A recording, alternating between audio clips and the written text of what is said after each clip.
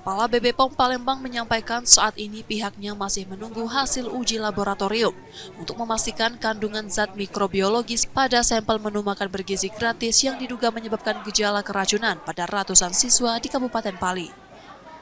Proses pengujian diperkirakan membutuhkan waktu sekitar 1 pekan.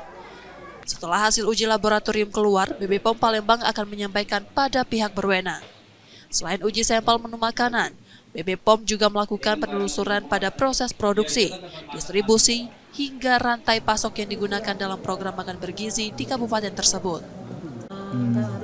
Kami mengambil kewenangan untuk melakukan pengujian pangan, pengujian pangan yang diduga menjadi penyebab keracunan. Kita juga lakukan penelusuran, distribusi pangan, produksi, dan juga rantai pasok dari bahan-bahan yang dimasak untuk menjadi menu pangan tadi.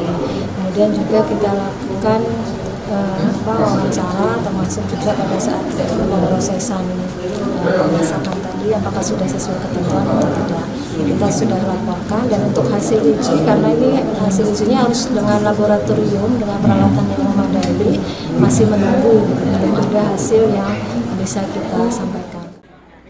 Pemeriksaan dilakukan sebagai langkah pencegahan agar kejadian serupa tidak terulang.